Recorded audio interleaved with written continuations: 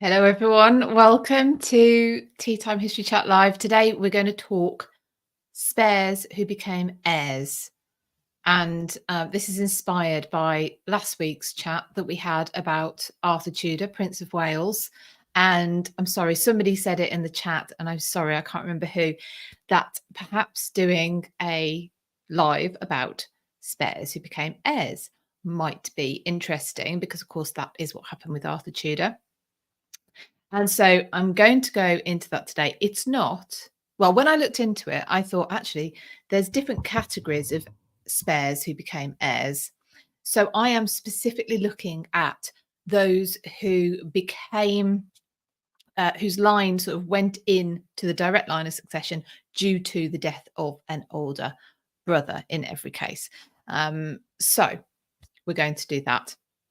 And I'm going to cover, or should I tell you in a bit? No, I will tell you now. I'm going to cover, well, the first one's quite complicated. We're going to do Matilda and Stephen. We're going to do, there was spares. Anyway, we'll talk about that. Richard the Lionheart, who was Richard I, Henry VIII, obviously Charles I, and George V, all became heirs due to the death of a sibling. Stephen being a slight exception. But anyway, we'll go into that. I can see people joining. Hi, Marianne, Deborah, Colleen, Nina, and Linda. Welcome. I am streaming live on YouTube, Facebook, and Instagram. Apologies on Instagram that I can't see the comments as easily because I have to switch between screens, but I can see Lottie Rose is there and she said hi. I can see Amy is there. Hi. So if I don't say hi, sorry, I'm not being rude. It's just because I haven't seen you. I can see Joanne's there as well. So hi, everybody. Welcome. Have I introduced myself? Hi, I'm Philippa. I'm Philippa Lacey Brawl. Thank you for joining me. These are my channels, the British History channels. So wherever you're joining me from, welcome. You might even be catching up later on or listening on the podcast. Welcome to you too. Hi, Tasha and Lisa, I can see as well. So like I say, I'm streaming live on YouTube, Facebook and Instagram. You can support me there with stars on Facebook, hearts, I think it is, on Instagram. I presume I can still do that. And super chats on YouTube. I am saving up for a new podcast mic. So if you're wondering why I'm asking for support, that I'm specifically asking for support at the moment because I have a purchase in mind. The way I would love you to support me, though, of course, as usual, is to go to my Patreon. It's patreon.com/British history. And the reason is I can give you much more back there. So as well as this free content, you get exclusive content, you get early access. This morning, I have been interviewing Dr. Estelle Perron about her new book, Thorns, Lust and Glory, about Anne Boleyn's French court links, well, her time at the French court and her links to the French court. My patrons were able to submit their own questions. And indeed, there are some people here whose questions I definitely asked Estelle this morning. And in Patreon, you get the extended. So not only do you get to ask your questions, but you get that extended version of those interviews that I do. So there's a reason. And I need to give a shout out, please, to Marianne, Deborah, Hannah, Broom, and Angie, who have all become patrons in the last week. So you will get to see, well, thank you to Angie, who's a kind supporter. But everyone else will get to see that interview when it comes out in May. Obviously, you get the bulk of the interview on here on YouTube and on the podcast as well. I will be asking for questions as of tomorrow. I think I've put it for Gareth Benjamin Streeter, because I'm going to be interviewing him in a couple of weeks' time about Arthur Tudor. Spoke about him on last week's live. I'm going to be interviewing Gareth, who's written a biography of Arthur Tudor. So if you want to ask, if you've got any burning questions about the early Tudors and Arthur Tudor specifically, then if you're a patron, come along and well, look out for that post and ask your questions. And if you're not a patron and you'd like to be, please come along and join in. So that would be great. Who else has joined? Lisa, hi, SJ. Linda, thank you. Congratulations on the tour dates release. Yes, I will. I will, if you oblige, go into that a little bit actually today. Melissa, hi. David, First time watched live, or they've been watching on catch up for some time? Well, you're in Melbourne, so what time? Why are you up? Melissa, I was going to try and count the Heirs Spurs, but my brain is broken. Is it 6? Well, so I have my definition. Hi, Melissa. I have my definition, which I will explain in a moment before we get going.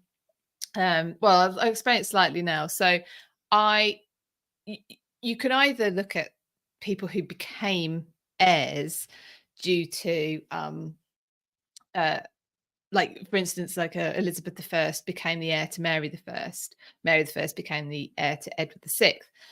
They don't count in the way I've defined it today because they didn't. I'm looking at those who piggybacked. So those who, like Henry VIII, were the second in line and became the first in line. So their elder brother predeceased them. I hope that makes sense. We've got some very interesting stories to delve into. So so by my reckoning, Melissa, I have 5, and I'm sure people will disagree, but I have 5, and I will explain myself. But I'm going to have a sip of tea out of my Formula One mug, which is my other love. Oh. So yeah, before we get started, thank you, Linda, for mentioning this. I would like to just mention that the Anne Boleyn Tour 2025 is now on sale. We've got 2 dates. Up on the screen, I've put the first one, the 29th of April till the 3rd of May. We also have the 16th of May till the 20th of May.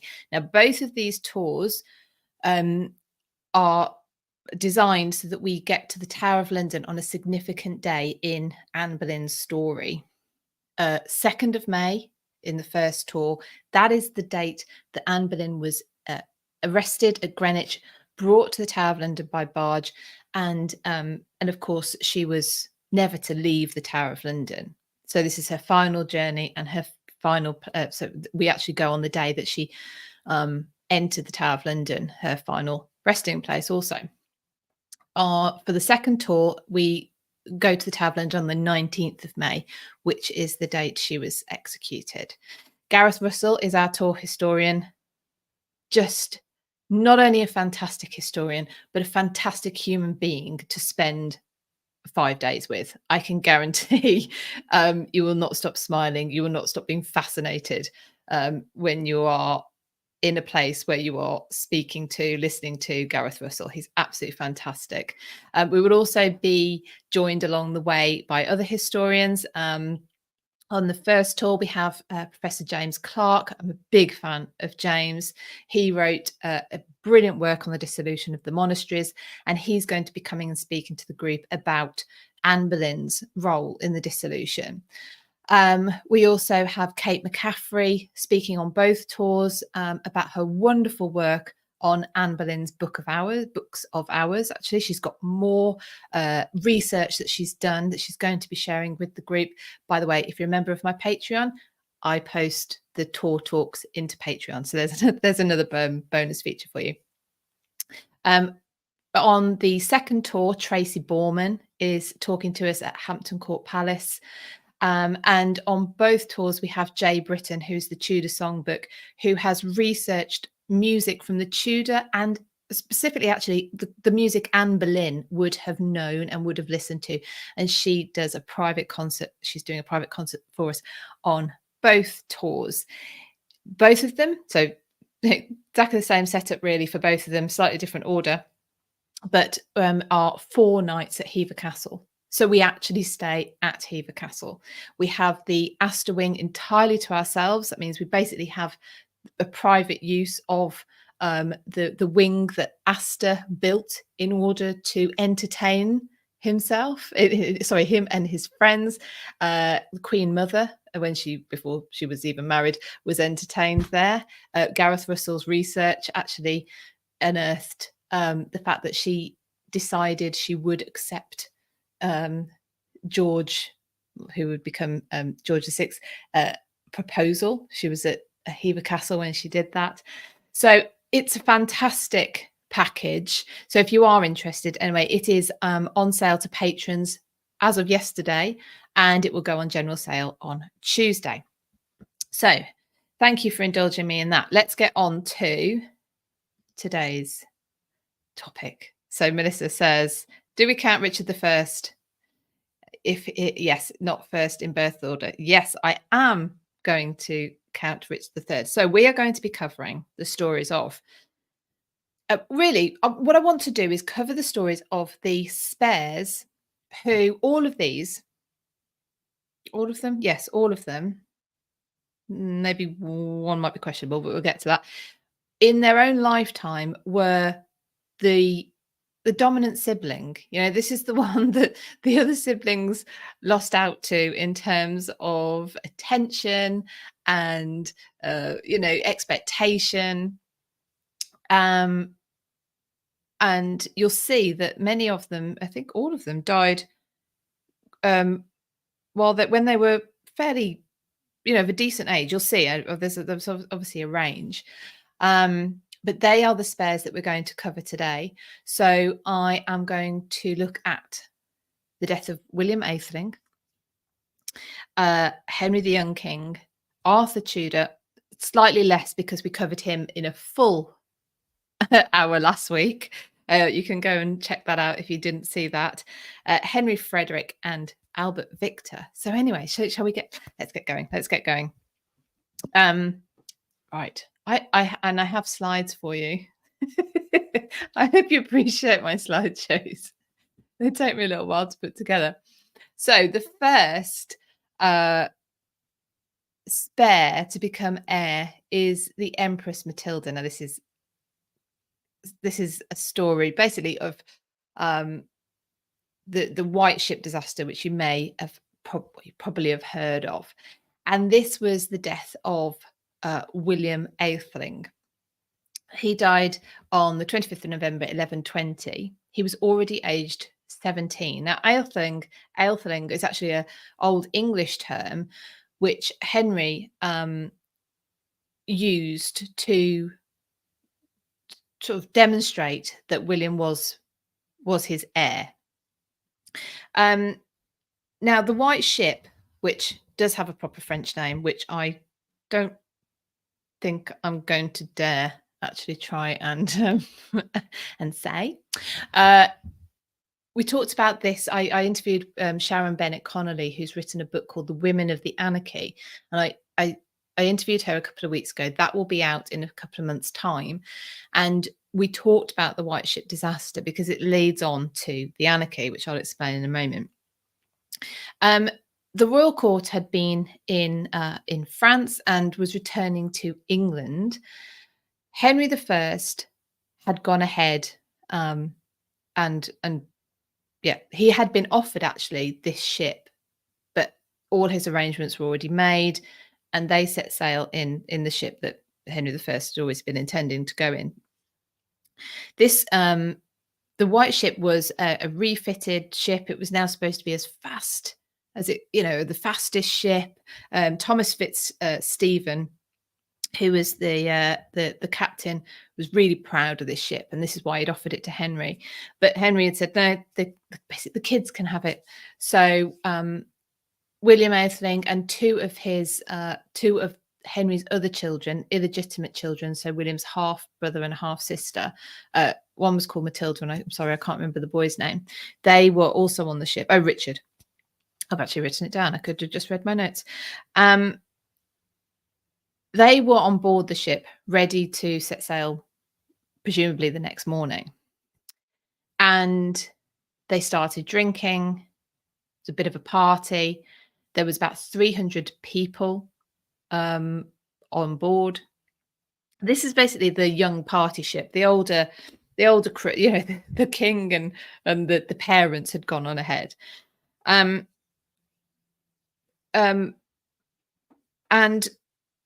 the revelers, if you like, the party goers, started drinking, and they decided it would be real fun if they tried to beat Henry I's the king's ship back to England. They set sail in the dark. They hit a rock that was beneath the surface, and they were setting sail from a place called Barfleur, and this rock even had a name. Again, sorry about my French pronunciation, but Quillebeuf.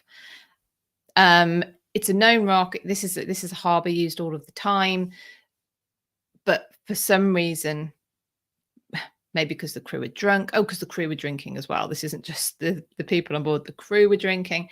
Everyone's having a great time. Think it's a great idea to set sail, try and beat Henry I's ship back to England, and tragedy strikes minutes into the voyage where they hit this rock under the surface. The water is freezing cold. The ship goes down quickly. Everyone's in there, presumably in sort of winter clothes. And actually, William is saved, and he's put into a small rowing boat and taken away from the sinking ship. But he hears the screams and the cries of his sister, Matilda, his half-sister, Matilda, and orders the boat to be rowed back to save her.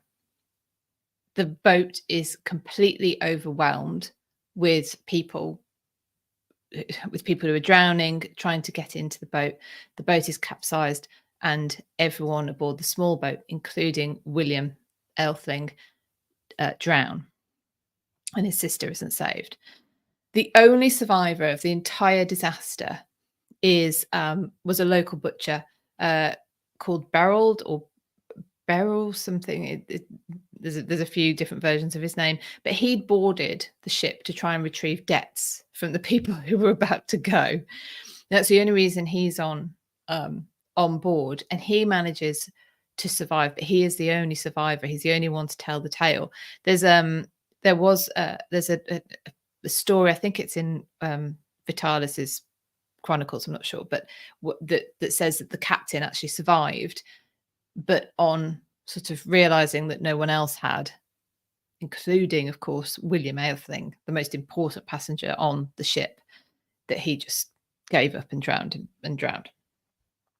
rather than go back to England and face Henry. So William was 17 when he died. He'd been married to Matilda of Anjou since the previous June. So he dies in he dies in November 1120. He'd been married to Matilda of Anjou since June 1119. She was only 8 years old, though, at the time of the marriage, so of course it hadn't been consummated. There's no children. She actually survived. She survived this because arrangements had been made for her to go on a different ship, possibly Henry's ship, her father-in-law's ship. And Henry actually kept Matilda, this little Matilda, I will call Matilda, at court, and raised her or treated her like a daughter. But she did eventually return to Anjou sometime before 1128, because in 1128 she took her vows. She was a virgin. She'd never married again. She took her vows as a nun at Fontevraud Abbey. She was 17 at that point. She actually lives to 1154. She spends her last 4 years as abbess of the abbey. So that was quite interesting that she survives by chance, and actually goes on to become abbess of Fontevraud Abbey. Now, Henry I, he marries again in 1121. His first wife, Matilda of Scotland, the mother of William and Matilda, Empress Matilda. So I told you there's a lot of Matildas. He remarries in 1121, Matilda of Scotland, having died in 1118 as a mother. I'm thinking, thankfully, before her son dies, if there's any small mercy in that. Henry actually lives another 15 years after the White Ship disaster. Like I say, he gets married in 1121. He dies in 1135, but he has no further children. He actually he married oh goodness, I haven't written it down. Anne, oh, what's her name? Someone Google it for me. But his second wife, he marries. They have no children, like I say. She goes on to marry again after Henry's death and has 7 children by her second husband. So not sure what was going on there. But so when Henry dies, he's left with one legitimate child, and that's Matilda. During the time between the White Ship disaster and Henry dying, he names Matilda, we'll call her Empress Adeliza of Louvain. Thank you, Marie. Yeah, in the interim, he has named Empress Matilda his heir. She's abroad. She's Empress Matilda because she married the Holy Roman Emperor, and he died anyway. And then she marries Geoffrey of Anjou, but she's abroad. But anyway, Henry names Matilda his heir. He gets all of the nobles to swear an oath that they are going to uphold Matilda's right to the throne. And but when he dies in 1135, Matilda, who is abroad and pregnant with her second child, by the time she can do anything, her cousin Stephen has had himself crowned at Westminster Abbey. Stephen was the son of Henry's sister, Adela. So of course now he's anointed by God. Now his reign really marks this period that would become known as the Anarchy, and this is where Matilda and Stephen and their supporters battle it out for who should actually be on the throne, and it's sort of twos and fro's. Like I say, you'll see in my interview with Sharon Bennett Connolly, we'll go into this story in a lot more depth. And actually, they come to a peace treaty, and Stephen's son is not going to inherit. It's going to be Matilda's son, Henry II. And that's how they kind of sort it out in the end. But there's a further twist in this tale. Stephen should have been on the White Ship. He should have been on the White Ship, and he would have died had he have been on that ship on the 25th of November, 1120. But according to Orderic Vitalis, the chronicler, Stephen, he disembarked. Now, according to Orderic, that's because he was ill. Let's say he had a tummy upset. Other sources say it's because he was concerned about the overcrowding. Either way, he should have been on the ship, and he isn't on the ship, which, like I say, further twist of fate. So the next one is actually just talked about Henry II. His he becomes king after Stephen. He has a number of sons, and one that we don't hear about very often, I don't think, Henry the Young King. And he's called Henry the Young King because he actually gets crowned. Not only does he get crowned, he gets crowned, so during his father's lifetime, I should clarify, and twice. so and he's 28 by the time he dies. He dies from dysentery in 1183. He's the eldest son, like I say, of Henry II and his wife Eleanor of Aquitaine. He's the only English monarch to have ever been crowned during their father's lifetime. He's crowned on the 14th of June, 1170, at the age of 15 at Westminster Abbey. He was married at the age of 17 to Margaret of France. They married on the 27th of August, 1172 at Winchester Cathedral. Oh, did I get that date right, actually? No, that was the date of his second coronation. But he was married to Margaret of France after his first coronation. I'll come back to that. The problem,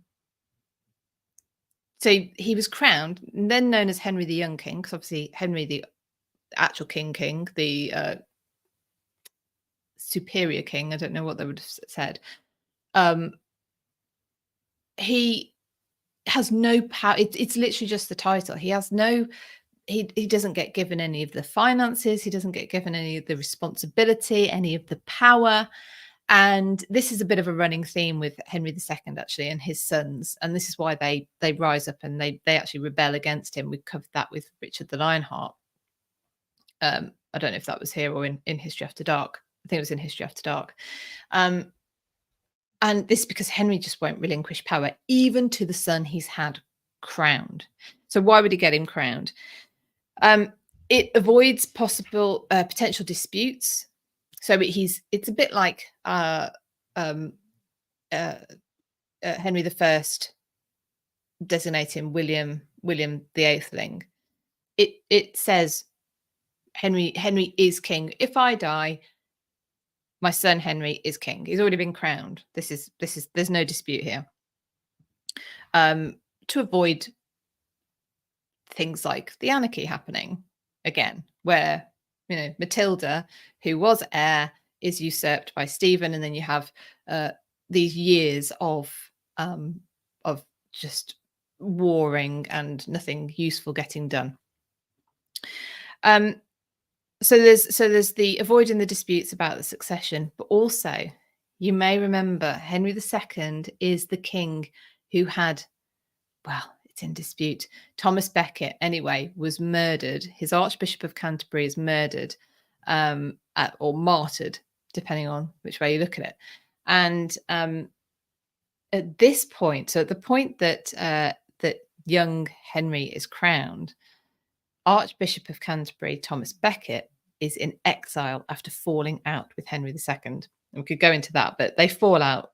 Basically, they're friends. Henry II appoints Becket as his Archbishop of Canterbury, thinks he's going to have a bit of a puppet, I suppose, someone who's going to follow his lead. Doesn't turn out like that. Becket's got his own ideas, his own brain, his own agenda. I don't know. He wants to, but he's not going to just blindly follow the king. They fall out. So he's in exile, and Henry II has his son crowned. And the significant part of that is that up until now, it's the Archbishops of Canterbury who crown the monarch.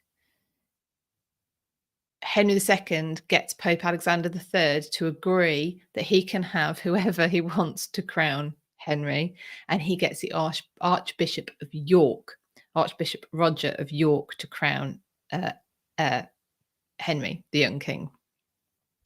So there's two things going on here. He's saying, this is definitely my heir. There's no doubt.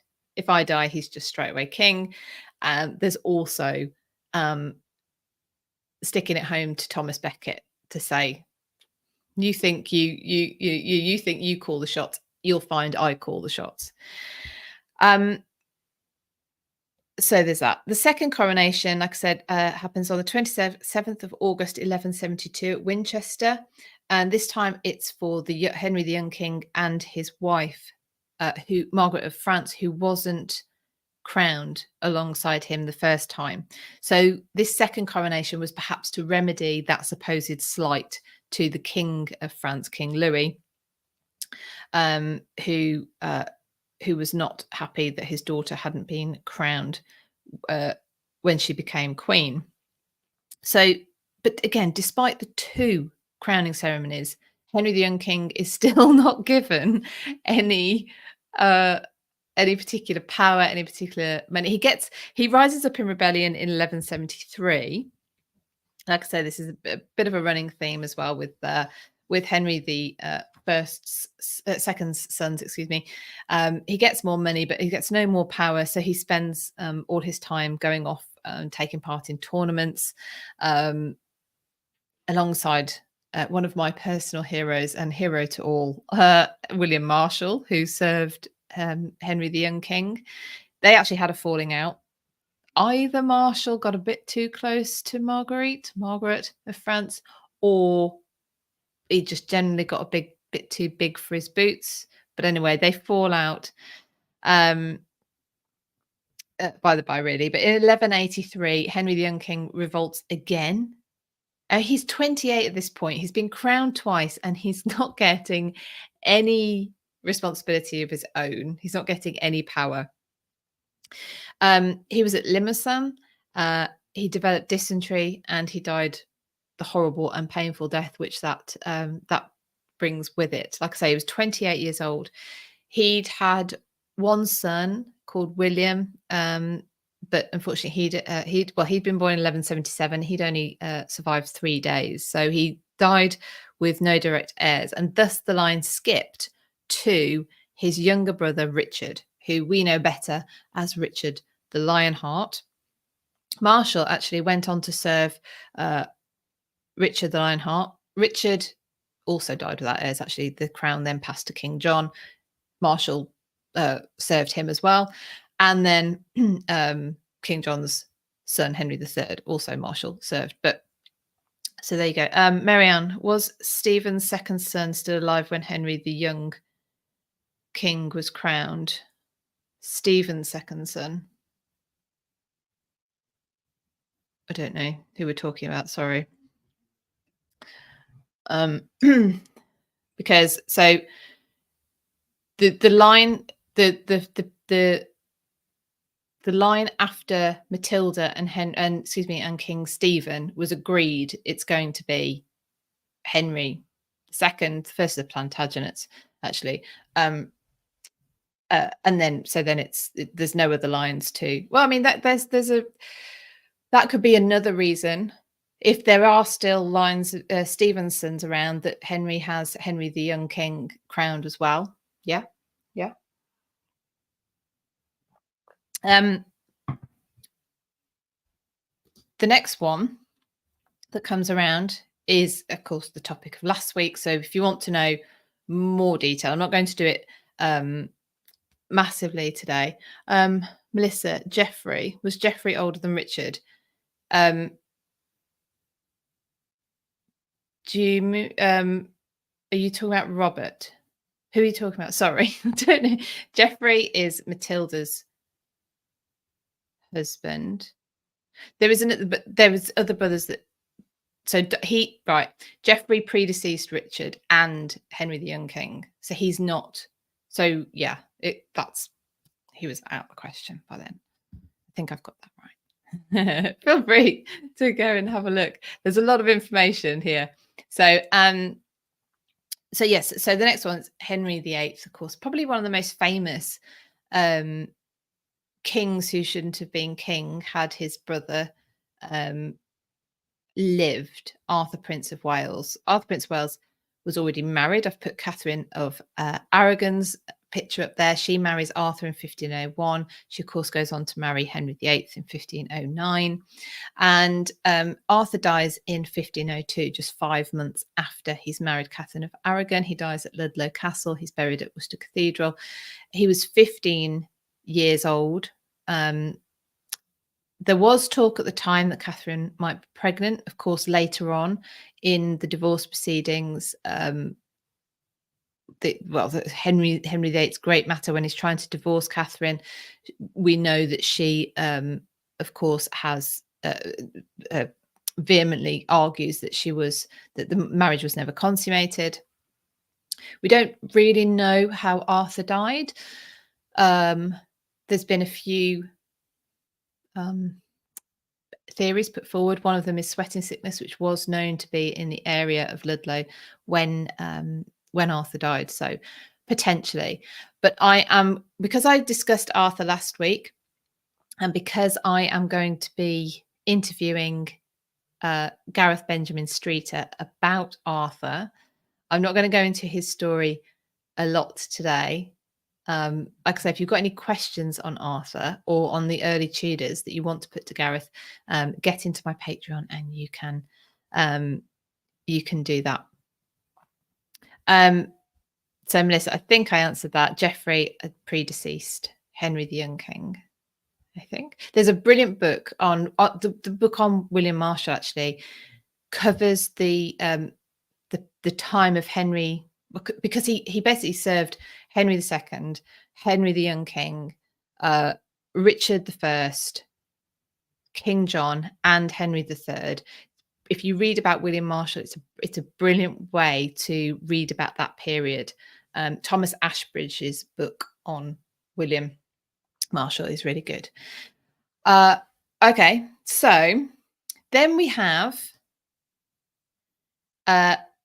Henry Frederick, who dies and leaves way for Charles, who would become Charles I.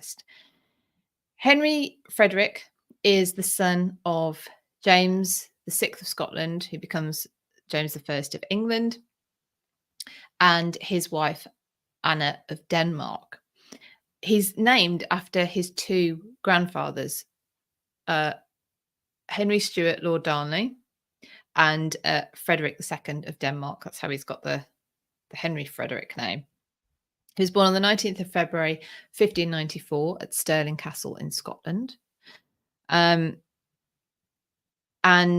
again, just to plug another interview I'll be doing, but I'm going to be talking to another Gareth, my lovely friend, Gareth Russell, who is currently writing a book on King James. I'm going to be interviewing him while we're away on tour, actually, together. So again, look out in Patreon, because I will be asking for questions to be submitted for Gareth about James. If you can hear snoring, by the way, sorry, the dog's behind me. I've just realised he's snoring. So Henry Frederick's born, like I say, February 1594. His christening takes place in the August, and I may have this wrong. This is, but it said in the source I read that the christening cost £100,000.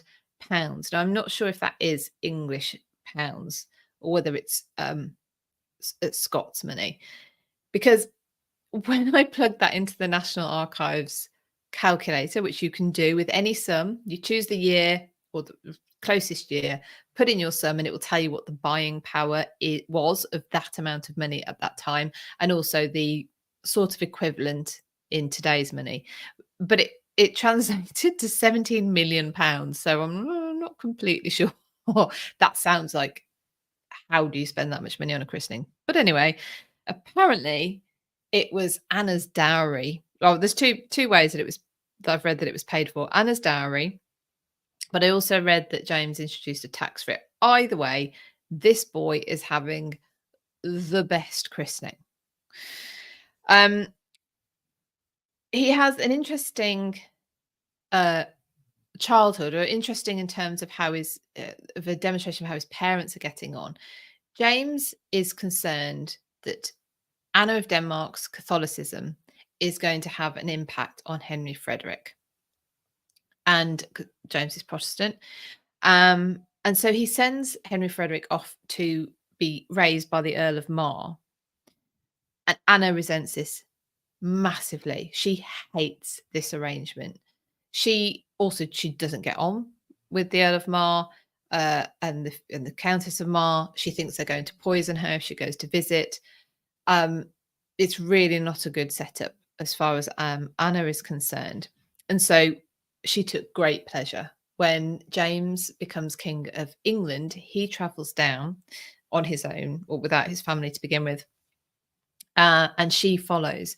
She goes to collect Henry Frederick herself from the Earl of Mar. She's very pleased to do this. It's her final sort of two fingers up to them after years of them getting one up on her in terms of raising her own son. So she takes him down to London. He's 9 years old when his father becomes the King of England as well as Scotland. And he's got lots of titles when he's first born. I don't think I wrote them all down. He has lots of Scottish titles. He becomes the Duke of Cornwall when he becomes heir to the throne of England. That's still the case today. What kind of man was he? He's supposed to have been tall. He's athletic. Well proportioned, apparently. His groom of the bedchamber, William Hayden, described him as his whole face and visage, comely and beautiful, looking for the most part with a sweet, smiling, and amiable countenance, and with full of gravity. I think he's I think he's positive about his looks. He was also supposed to be intelligent, very popular, charismatic, energetic. He showed a strong talent for leadership. He liked to patronize the arts. Um, he's very clear in his own idea of right and wrong. He's 18. They're all bloody clear on their idea of right and wrong, I think. And he doesn't approve of the sort of fun-loving antics of his father's court in England. His father goes to I'm really looking forward to Gareth's book for all these reasons. They Anna and James like to party, and then they get to England and they think they've got an endless supply of money. They don't, but they, compared to what they had in Scotland, they feel like they have. So they're having a great time. His father's having a great time. His mother's having a great time, probably separately. But Henry Frederick does not approve. So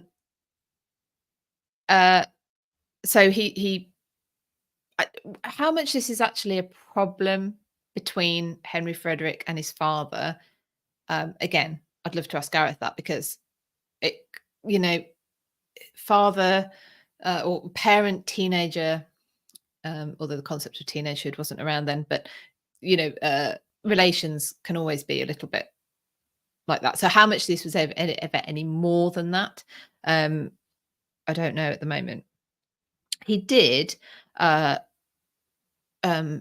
refuse his father's proposal for him to get married to a French princess, who basically the French are Catholic still at this time, and he replies to his father that he has resolved that two religions should not lie in his bed. So he rejects his father's suggestion that he marries this French princess outright. So there is also account. Well, so he sounds like he's great. Really, he's quite a well-rounded man by the age of he dies at the age of 18, so younger than 18. There is an anecdote of him teasing his younger brother Charles. Charles doesn't come down from Scotland until he's 3.5. He can't walk very well. We don't know if perhaps he had rickets, but he can't walk very far, and he walks the full length of one of the great halls. I think it's at Stirling. No, it might be a anyway, whatever. One of the palaces. When he can walk the length of the Great Hall, then he's allowed to come to England. But he's delayed coming to England by quite a while. But anyway, he despite being not being able to walk or very well or whatever, there's supposed to be there's this anecdote that Henry Frederick teases Charles. Charles dotes on his older brother, so whether that's true or not is up for debate. But Henry Frederick, it's more than that. I've said he patronizes the arts. He also enjoyed gardens. Okay, that's amazing. Sports, I get. He played billiards. He enjoyed hunting, hawking. He enjoyed dancing. He wanted to learn to swim, but he was put off doing that because they said it was too dangerous. He collected paintings, sculptures, coins, so he's quite a well-rounded individual, if you like. He rode behind his father in the delayed procession into London. It was delayed when James became king because plague was rife in London. His coronation was a very quick affair, sort of in and out. But so his full proper royal procession, Henry Frederick took part in that, riding behind his father. And in 1610, Henry Frederick was invested as Prince of Wales. He was also politically active, but he dies suddenly on the 6th of November, 1612, of typhoid fever. apparently after swimming in the Thames, so perhaps he should have taken the advice and not learnt to swim. He dies at St James's Palace in London. His body lies in state for 4 weeks. He has a funeral at Westminster Abbey. He's actually buried in well, sorry, excuse me, let me go back a step. He's the first Prince of Wales to have a state funeral. He's buried in the same vault as his grandmother, Mary Queen of Scots, at Westminster Abbey. She had only been moved there by James, by her son, 2 months before. She'd actually been reinterred there on the 11th of October, and Henry Frederick was interred there on the 7th of December. He was popular with the public. He was promising. He was young. It's looking to the future. You can see this energetic, capable, physically and mentally capable prince who is going to take the reins. And then he's gone. His younger brother Charles is chief mourner at his funeral. His sister Elizabeth apparently didn't eat for days on the news of his death. His father King James refuses to attend the funeral. I don't think that's that unusual that they wouldn't attend the funeral, but anyway, he cries spontaneously. He shouts in the middle of council meetings. He'll just shout up, "Henry is dead." They're just unbelievable that this boy could have been taken from them. And of course, we have that question. They must have had that question a few decades later. What kind of king would he have made? He was popular. He also promoted peace. He was, I said he was getting politically active. He was trying to promote peace in Ireland. Would he have got into the same issues as his younger brother Charles I did? It is again a what if-ery, and this is a running theme. Actually, I should have said this at the beginning, of these spares who become heirs. They are massively significant figures in their own lifetime, and then in looking back, they become the what ifs and the could have beens, and them as individuals. It's hard, I think, for us to we'd have to think of a contemporary example, someone that is just there. They're a constant. They're going to be the next big thing, and then they're gone. And of course, in the instance of Henry Frederick and Charles goes on to split with Parliament, and we end up with the English Civil Wars and the Republic, etc., etc. Charles, he is quite the contrast physically to his brother. His brother is, this, like I say, very sporty, very capable. Charles is probably asthmatic. He's got these walking problems, and so, and also his speech development had been delayed as well. He spoke with a stammer for the rest of his he spoke with a stammer. Full stop. So, yeah, resisting the urge to say what if, but what if? And the last one, so we're on number 5. Now, this one was more of a surprise to me. I had not really known about this guy, and yet he was 28 when he died. I am slightly out of my own definition here, but this is Albert Edward, Prince of Wales. Prince Albert Victor. His father was Albert Edward, Prince of Wales. We know better as Edward VII. He has 2 sons, Albert Victor and George, who will become George V. And these boys grew up together. George and Albert Victor, they were sent off in 1877 to the Royal Navy for training, but Albert Victor, they were delayed because he'd caught typhoid fever, so I think he was weakened somewhat by that. They then were sent for 3 years. These boys, so these boys are the sons of the Prince of Wales. Um, Queen Victoria still being on the throne at this point.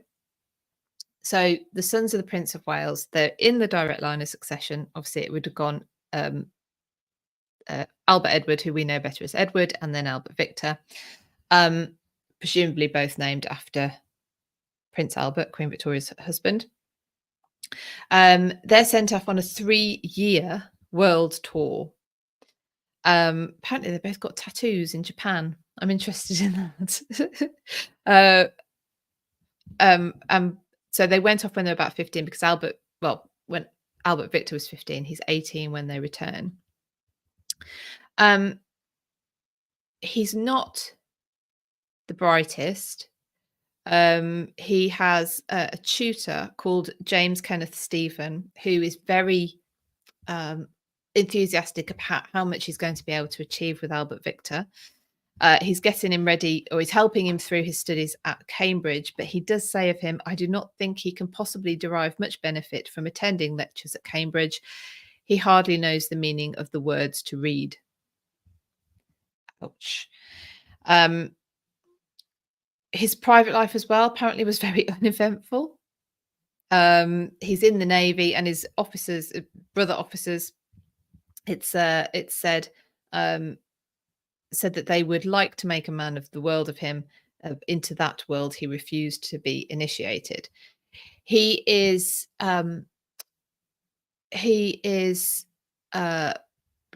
caught up in something called the Cleveland Street Scandal, which was basically the discovery of a male brothel.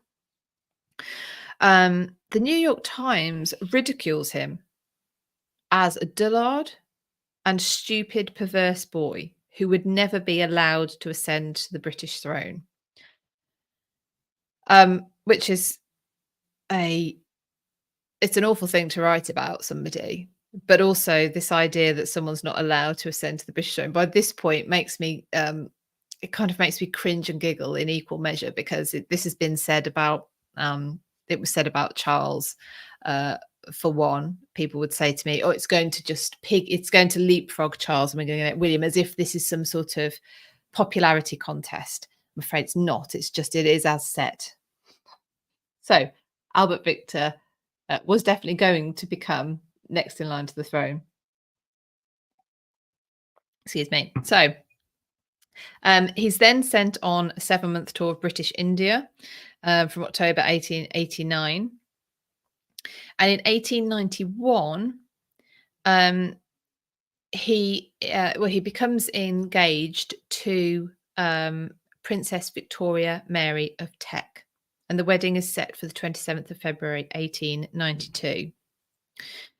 Back in 1890, so remember, he's already had typhoid fever when he was a young teenager.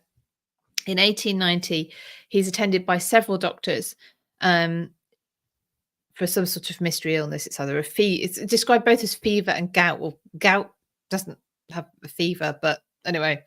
And there's letters dating from 85 and 1886 from him to his doctor in Aldershot, detailing medicine for gleet, which is some sort of term for gonorrheal discharge. But I don't know. Hope you're not eating. He then falls ill with influenza. There's a pandemic of influenza between 1889 and 1892. He develops pneumonia at the end of that, and he dies at Sandringham House in Norfolk on the 14th of January, 1892, just a week after his 28th birthday. So to say the New York Times said this man would never be allowed to ascend to the British throne, when he dies, the nation is shocked. Shops shut. The Prince of Wales, the future Edward VII, wrote to the Queen, said he would gladly have given his life so he says, I would gladly have given my life for his. The Princess Mary wrote to the Queen about the Princess of Wales, so Albert Victor's mother, saying the despairing look on her face was the most heart-rending thing I've ever seen. George wrote how deeply I did love him, and I remember what pain nearly every hard word and little quarrel I had ever had with him, and I longed to ask forgiveness, but alas, it is too late now. How heart-wrenching is that? You know, we had our quarrels, and it also shows how quickly he went. You know, we can say, oh, we can look back and say we had typhoid fever, and he had some illness a couple of years before that we don't know what that was, and then he catches flu and he dies. Clearly, this was not expected. So I thought of something about, yeah. So George then took George, of course, becomes the next in line to the throne, taking Albert Victor's place in the succession. And of course, he eventually does become George V in 1910, after his father, Edward VII, dies. He also, remember I said there was a wedding planned between Albert Victor and Victoria Mary of Teck. That is Mary of Teck, who George V does marry, and she is Queen Mary, that we would have known her as the Queen consort to George. It is said that Albert Victor's mother, Alexandra, never recovered from her son's death and kept the room in which he died as a shrine. So, and Mary, who I just said, goes on to marry George. She lay the intended bridal bouquet or wreath on his coffin at his funeral. So it's quite a poignant story, and one really, I mean, I haven't spoken about it before, so hopefully that's a new story for you as well, or one that maybe has a bit more information around it. Melissa says, I always count George VI as a spare, even though it's abdication. So what I've tried to do with this is I have only counted those who became heirs due to the death of an older sibling. The abdication. I was actually going to put in Edward VIII's abdication, which of course led to George VI being next in line to the throne, George VI being the late Queen Elizabeth's father. I think we did very well. Out of that, we get a line of people who understand the responsibility which comes with their privilege. Certainly something I would argue Edward IV did not understand. I think he was a disgrace, actually. Yeah, I do. Where have I got to? SJ, as an American, I see George VI's accession being one of the only times when the better leader takes the throne. Yeah, I agree. His brother would have been awful. And of course, a Nazi sympathizer, so that wouldn't have been great for us in World War II. And Catherine says, crazy to think how history would have been different if just one of these heirs hadn't died. William Aethling wouldn't have had the anarchy. Who else did I cover? Henry the Young King. Henry the Young King, well, Richard the Lionheart, who becomes heir at that point and then goes on to become king.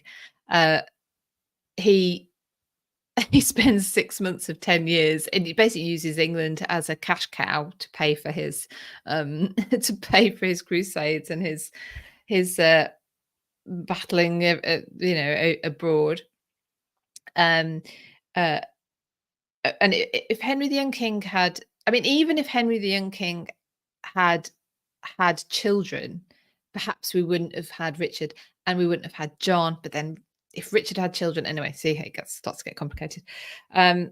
Obviously Arthur Tudor. If Arthur Tudor had lived, we wouldn't have had Henry VIII. I have been in a fantastic discussion with Estelle Pronk this morning. As I mentioned earlier, we talked about Anne Boleyn. Of course, it's the Anne Boleyn and her links to the French court is the topic of Estelle's next book, out in May in the UK, November in the US. And I was interviewing her about that this morning, and we both agreed basically that Henry VIII, so unremarkable, basically only known because he married 6 times, and look at the trouble that caused. Henry Frederick dying, we get Charles I. Charles I, this is very reductive way or summarized way of talking about it, but his lack of diplomacy, which his elder brother seemed to demonstrate, lack of diplomacy, that his stubbornness leads to the English civil wars and the Republic, and then all of that, and then Albert Victor's death. Probably that's on a par. I'd have thought maybe even we got a better king with George V, but clearly a big tragedy at the time. So we've been going an hour. Thank you ever so much, everybody, for that. I hope you enjoyed that. So next week I am actually at Soothby Castle next Wednesday. I am there with Kat Marchant and Catherine Ibbotson. We're there with Samantha Rees from Tudor Royalty Experience. She's got a gown giveaway, so do check out her channel, her on Instagram, the Tudor Royalty Experience, and you can go to her, buy me a coffee, and you can buy a ticket. I can't, and I wish I could, but we're drawing the winners, and I think there might be 4 prizes, but certainly the top prize is to win one of her gowns. Now, Samantha Rees does the Tudor royalty dressing up. Should call it dressing up. But dress up as Tudor royalty on the Anne Boleyn tours that I run, and everyone absolutely loves it. And her dresses and her men's costumes actually are just brilliant. They're so wonderful. So that's where I will be next week. So there won't be a Tea Time Live. I think then I'm here for a week and then I'm off on tour. But anyway, I'll keep you informed. So History After Dark, though, tonight, if you're around 8:15 UK time, we've got the roundup. So it's our second roundup of the last 4 history hero candidates. So we'll be discussing those. So please join us for that. History After Dark on YouTube. I think we're underscores, history underscore after underscore dark, something like that. You'll find us. There is another History After Dark channel. They haven't posted for years. So just come look for us. So everyone, thank you so much. Thank you, Melissa and Deborah, Catherine and Becky, everyone for joining. Thank you so much, Colleen. I can see you all there. I will see you tonight, hopefully, or in a couple of weeks' time. So have fun, everyone, and I'll see you soon. All right, bye-bye.